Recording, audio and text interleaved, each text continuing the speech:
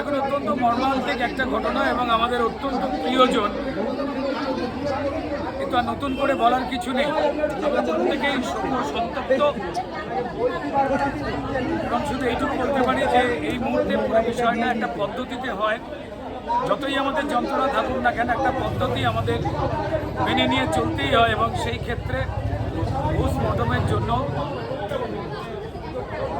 PG হসপিটালে তার দেহকে নিয়ে যাওয়া হয়েছে এবং বাকি বিষয়, বাকি যা কাজ রয়েছে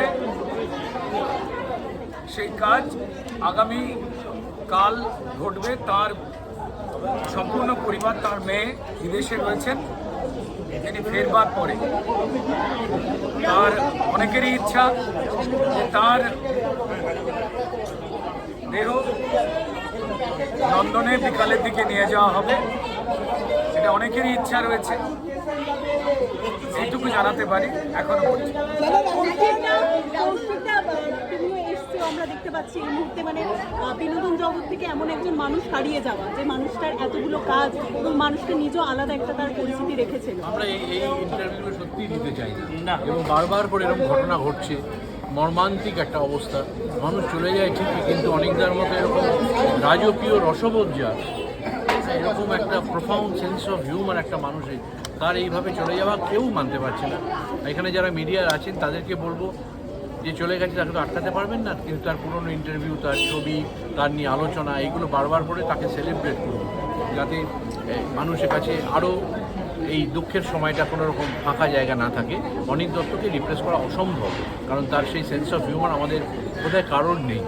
শিল্পীরা কি কোথাও একটা মানসিক অবসাদে চলে আছেন? শিল্পী জগতে মানুষদের কি এইভাবে বলা হচ্ছে? এই ধরনের মানে এটা ঘটনা, এটা কারুর এটা ব্যক্তিগতভাবে মনে হওয়া, বিষয়টা একদমই সেরকম নয় যে এটা পর্যায়ক্রমিকভাবে এই ধরনের কিছু হচ্ছে। যা হয়েছে তা মর্মান্তিক এবং তা দুঃখজনক এবং অপূরণীয় একটা ক্ষতি। বিজ্ঞাপন জগৎ এবং সিনেমা জগতে তার কন্ট্রিবিউশন তিনি রেখে গেছেন।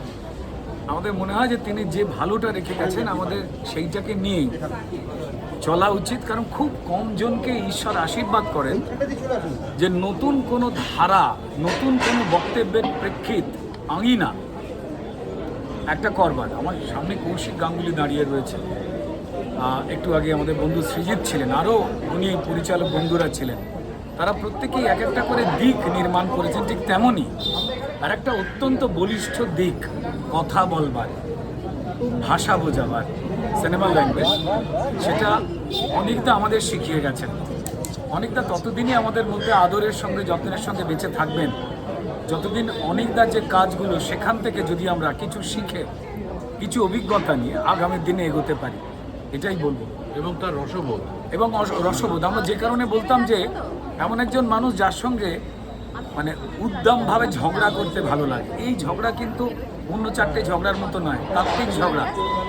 যে রসবোধের জায়গা থেকে এই ঝগড়াটা না হলে আমরা বোধহয় অতৃপ্ত থাকতাম। আজকে না অনেকটা রেগে গেল না আমাদের উপরে, সবাই মিস করছেন তাকে। কালকে আবার বলছি যে এখান থেকে পিজি গেছে, সেখানে পোস্টমর্টম, তারপর তার পরিবারের, তার মেয়ের ঠিক করবে, তিনি ফিরবেন বিদেশ থেকে। নন্দনেও তো যাওয়ার, তারপর নন্দনে যাওয়ার কথা রয়েছে, তারপর কেওড়াতলায় শেষ করতে এমনই একটা পরিকল্পনা বা আগ্রহ রয়েছে সবার, এটাই বলতে পারি। আর আমি এটা বলতে পারি যে এত বিদগ্ধ একজন মানুষের এইভাবে চলে যাওয়াতে আমাদের সম্মানীয় মুখ্যমন্ত্রী শুভেন্দু অধিকারী তিনি গভীর দুঃখ প্রকাশ করেছেন, বার্তাও পাঠিয়েছেন, এবং কোনো রকমভাবে এত গুণী মানুষের বিদায় যেন রাজকীয়ভাবে হয় সেই জন্য খেয়াল রাখতে তিনি পুরো সবাইকে দায়িত্বের সঙ্গে থাকতে বলেছেন।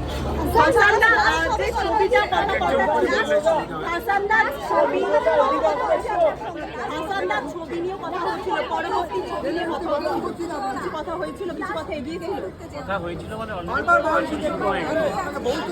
লাস্ট কথা বলেছি, তার আগে 3-4 দিন আগে আমরা 31 তারিখে একটা মিটিং করেছি।